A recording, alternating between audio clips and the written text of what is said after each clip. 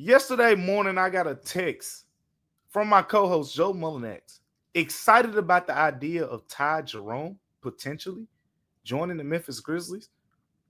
I'm not too excited about that, but we're going to talk about that and much more free agency news. Free agency opens up today. Let's break it all down. Coming up here on Locked On Grizzlies.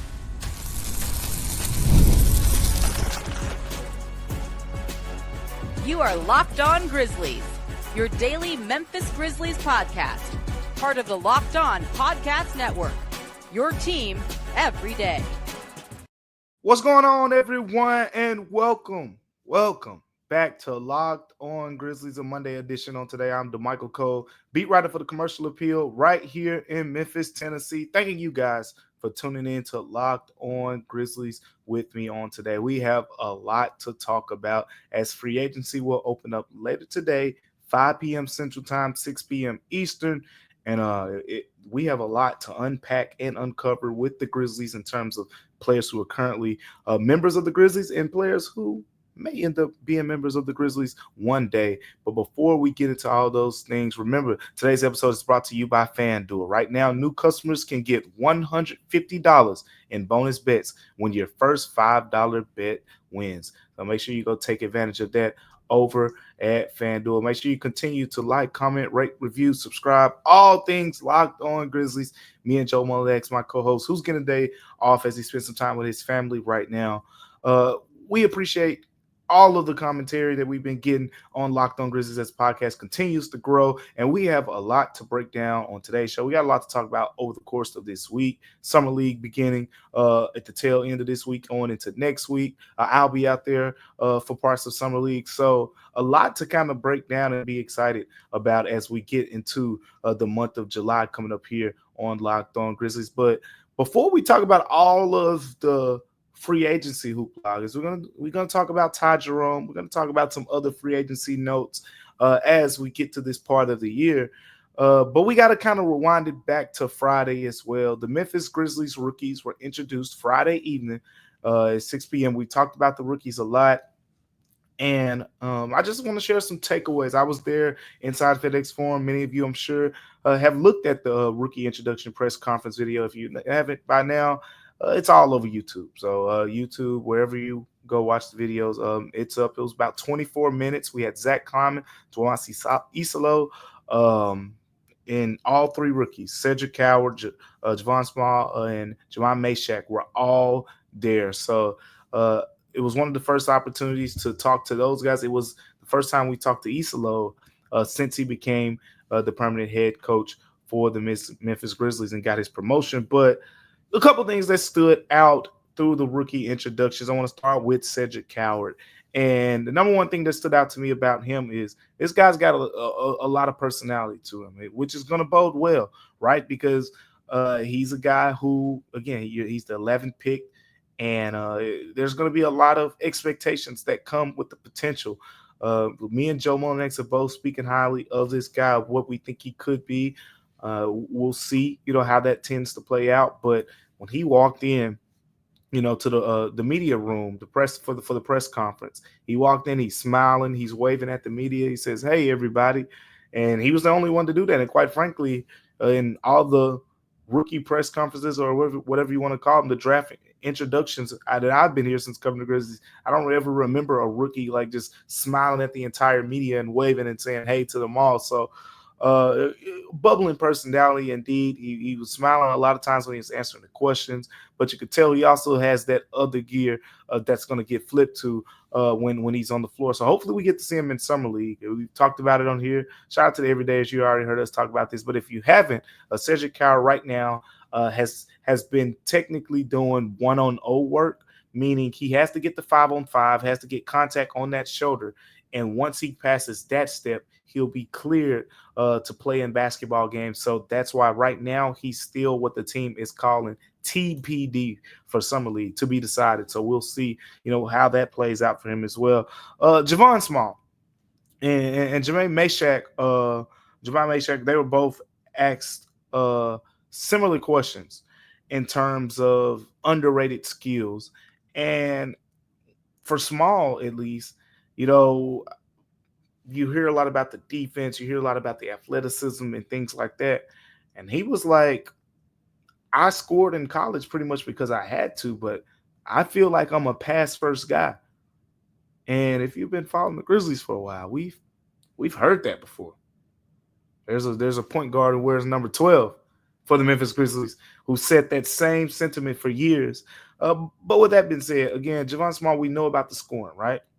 Know about the scoring and the fact that he feels like I can be a playmaking point guard. I think that's something that the Grizzlies, quite frankly, could use. When you lost Desmond Bane, you lost a really solid playmaker.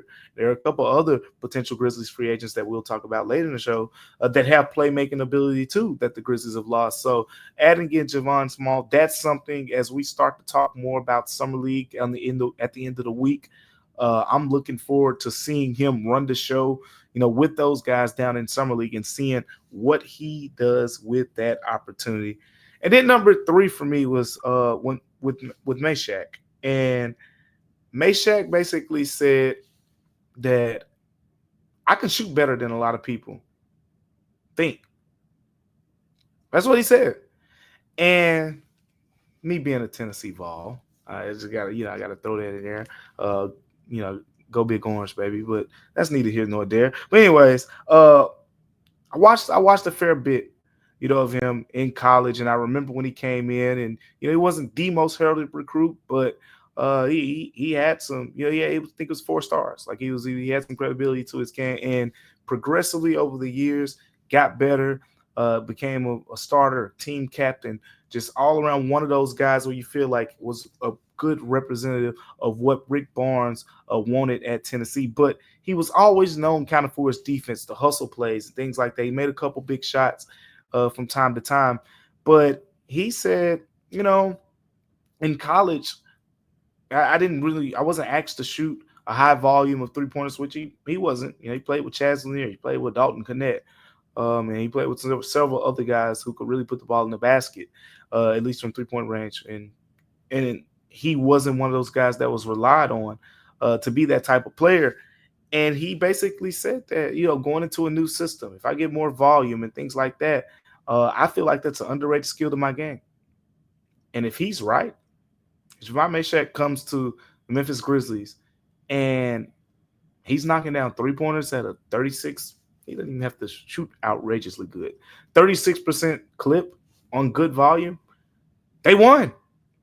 The Grizzlies won because now you got a guy who can knock down shots, and you're going to have one of the better defenders out there, at least on the perimeter, with the way that he defends. So another guy, again, ready to see, how things work out for him in Summer League, because a lot's going to be focused on that jumper, which he feels like he has full confidence in, and he feels like it's a skill set that's underrated of his. So that's one of the skill sets a lot of people say he has to work on the most. But he said, hey, I can put the ball in the cup. So looking forward to seeing that as well. And as I mentioned, other than the 3 players, we also talked to the new Grizzlies head coach, Swanwise Isola. And one thing that stood out to me was the fact that Zach Kleiman was asked about the interview process and did the Grizzlies interview other coaches. And he said no. No other coaches were interviewed for the Grizzlies job before Isola was promoted from his role as interim coach up into being the permanent coach. Now, let's get into that. I don't really agree or really like the idea of not interviewing other coaches, especially with the way that the coaching market kind of looked. Guys like Mike Brown, guys like, Frank Vogel, Mike Budenholzer, all out there. Now, I'm not saying that Isola shouldn't have had the inside track and been your guy the whole time. I like the idea of interviewing these coaches who have won championships for the most part. Frank Vogel, Mike Budenholzer, Mike Brown, all these coaches have, won championships. And with that being the case, I would love to say, hey, here's our Grizzlies roster. Show me what you'll do to make this team a championship contender. And get those ideas. So for anything, if it's not because you expect him to be the next coach of the Grizzlies, it was at least another opportunity to kind of get really good opinions, I think. I mean, they might not have been coaching well at the end of their tenures, but these guys that we just mentioned, at least, were all really good NBA coaches enough to lead their teams to a large amounts of success. So to me, I mean, it is what it is. The Grizzlies aren't the only team in this boat, right? We just saw the Spurs look like they had one of the most desirable jobs out there, and they just brought their guy, Mitch Johnson, back without really doing a process. Same thing, with Doug Christie and the Kings. So this is kind of, something we've seen as of late. It's not just the Grizzlies, but I throw it out there. Look, I'm always part of doing the due diligence. Let's just go interview some guys. Hey, look, Isolo, be cool. You're more than likely going to get the job, but let's just hear what some other guys got to say.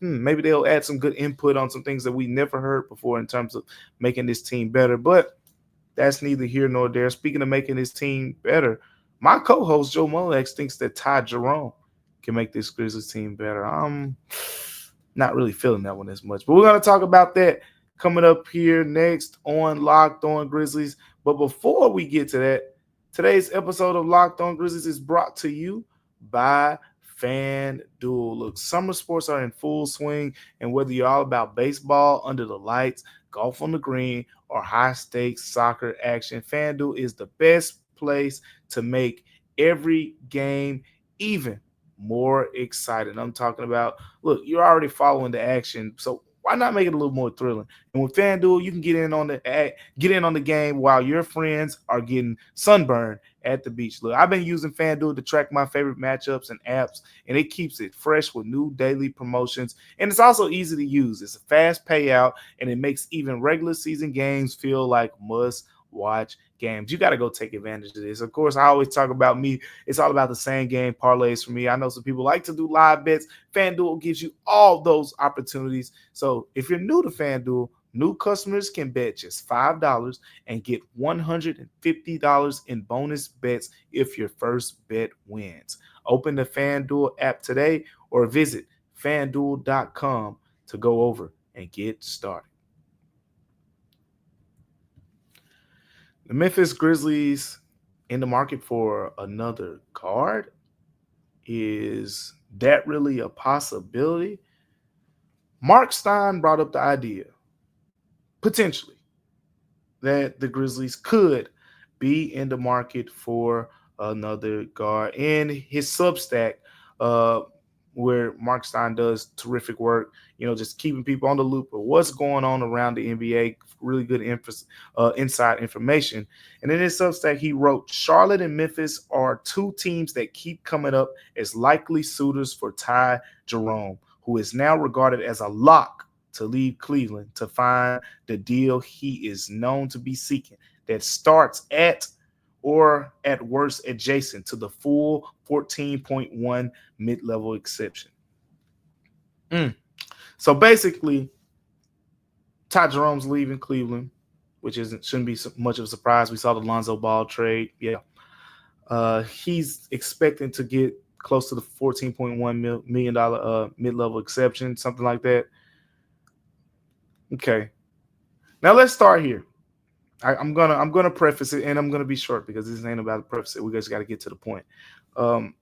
I voted this guy Ty Jerome as top 3 on my list of players, 6th man of the year. He had a really good year, and quite frankly, had one of his better games. It felt like against the Grizzlies. If you remember that game in Cleveland, where early in the fourth quarter, Ty Jerome took over and put the game away, put the Grizzlies, out of reach. So we know he can hoop. I know he can hoop. And I've been watching Ty Jerome since he was, playing at the University of Virginia. But my question to everyone who's on board with the idea of bringing in Ty Jerome, this is what it comes back to me. This is what we've been talking about all season long. And here's some of y'all go who are saying, bring us Ty Jerome. If you're saying that, you are already diverted from the plan that has been put in place. The plan that we have been talking about since Desmond Bane was traded. The plan that we have been talking about since the Grizzlies went and got Cedric Coward, since the Grizzlies went and got Jamal Meshack, since the Grizzlies went and got Javon Small. the plan that Zach Kleiman talked about before all of these moves happened, when he said, I want to go get more dogs, when Joe Mullinax kept coming on Locked On Grizzlies, barking every other show, talking about Memphis needs some dogs. I'm not saying Ty Jerome isn't a dog. That's not what I'm saying.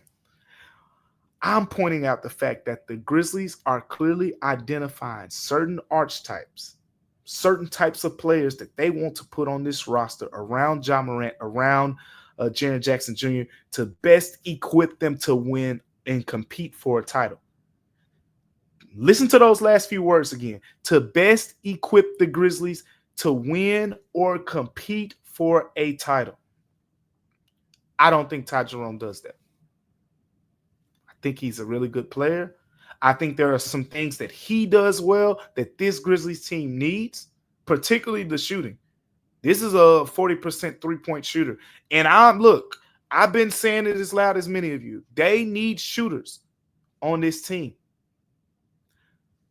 But the plan, let's get into the plan because we've talked about the plan. They went and got Kentavious Caldwell-Pope. They drafted Cedric Coward. Talked a lot about his defense.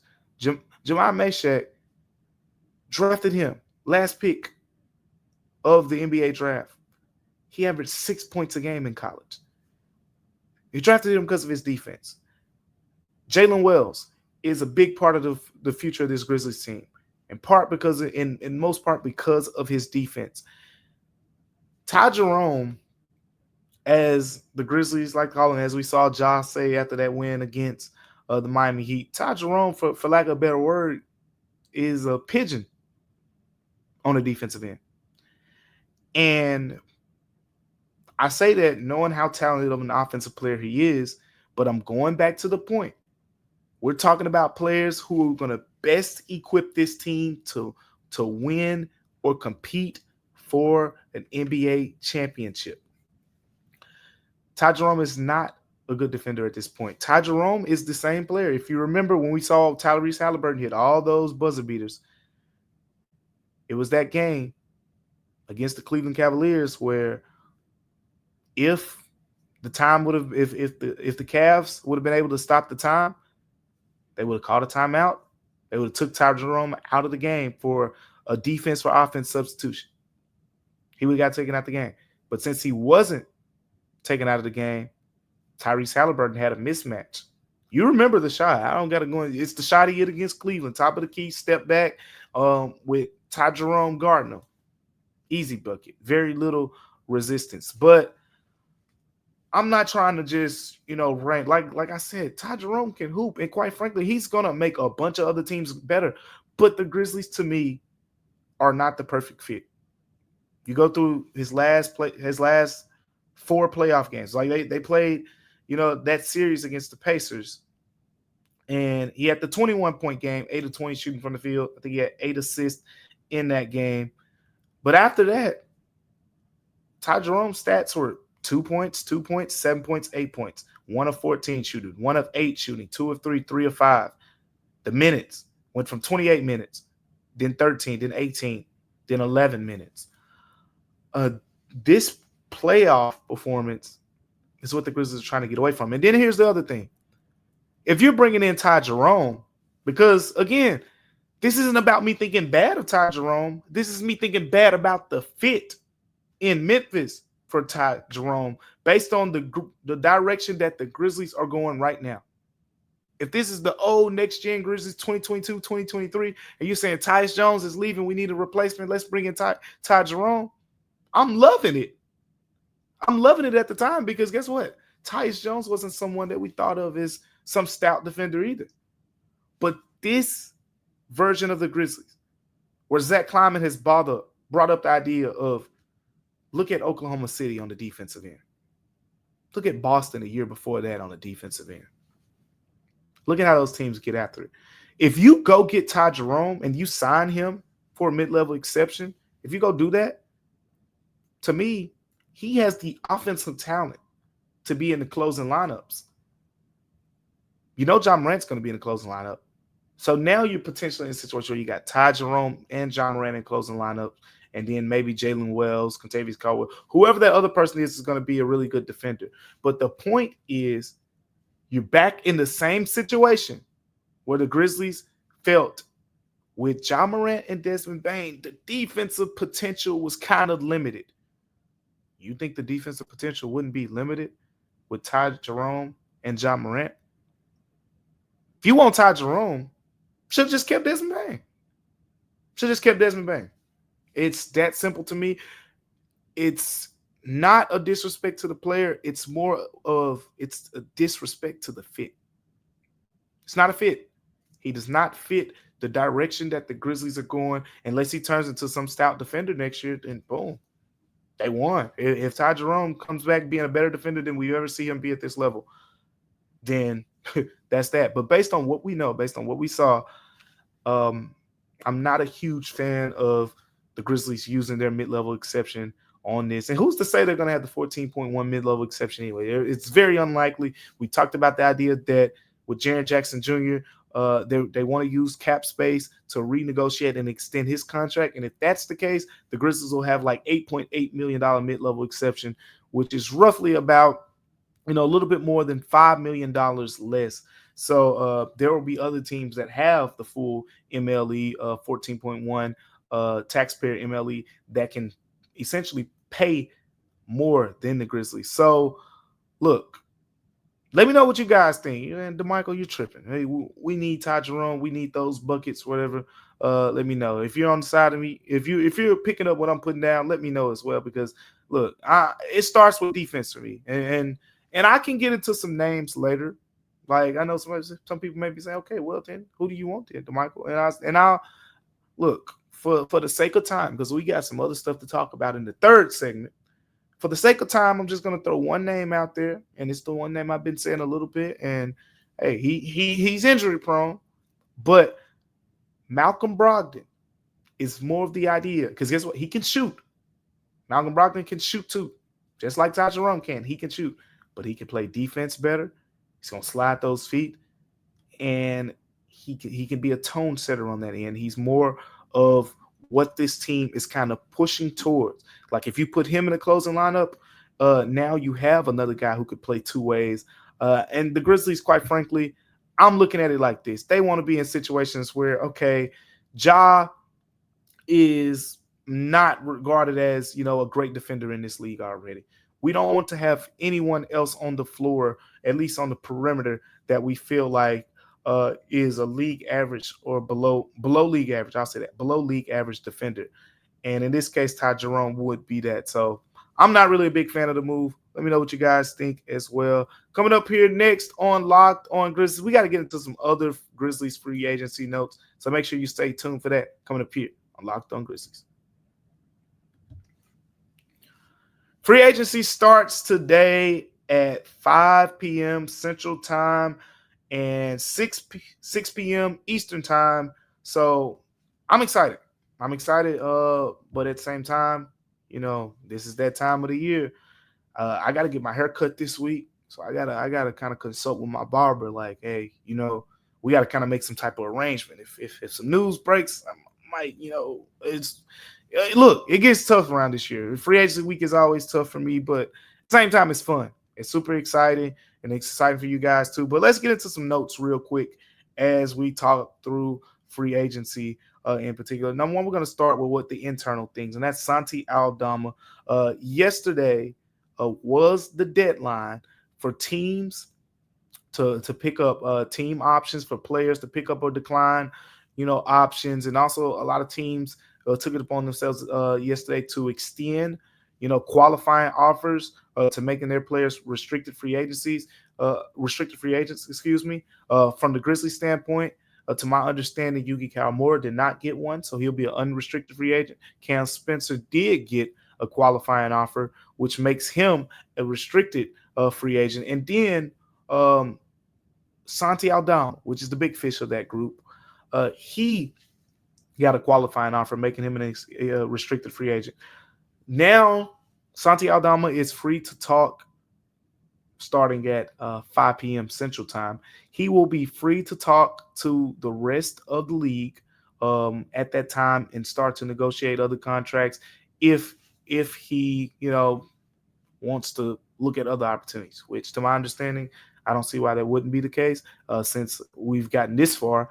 So we'll see. We'll get a real better idea of what the market is looking like for Santi Aldama, if other teams are going to try to bring him on visits or whatever the case may be.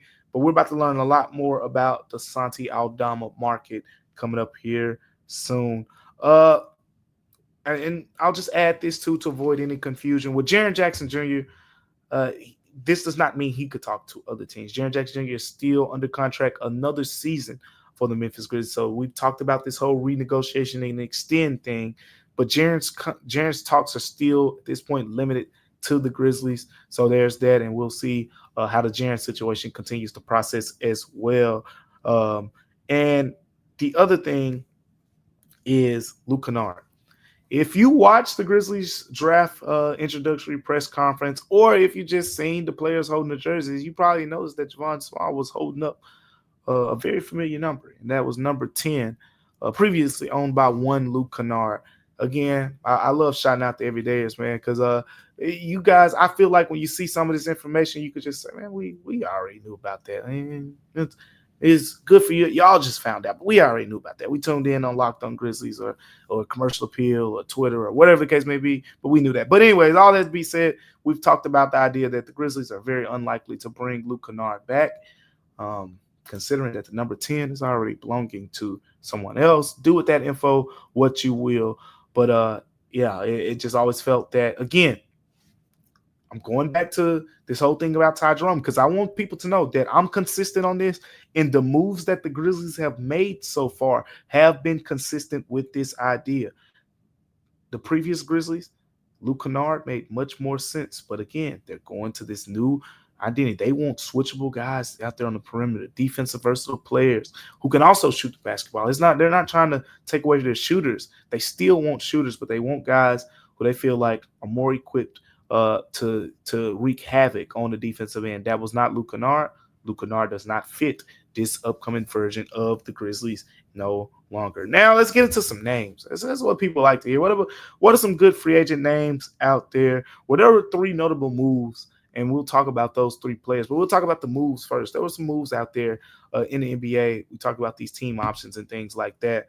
Dorian Finney-Smith had a player option. We talked about it. He had one over $15 million. Declined this player option. And he's put his name out there in free agency. And there were a couple Grizzlies fans like, oh, okay.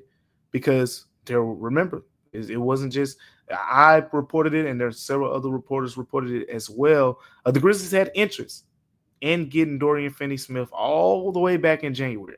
All the way back in January, they were talking to the Brooklyn Nets about the idea of adding him to this roster. So this is someone that we know the Grizzlies like. But here's the thing. You don't decline a $15 million player option unless you have a strong sense that another team is out there going to give you a contract that's maybe a little bit lower in the average, the average yearly value, but you're going to get probably a 3-year, maybe 4-year contract somewhere else. And if he gets that at the full mid-level exception, we're talking about 3 years, $42 million from someone.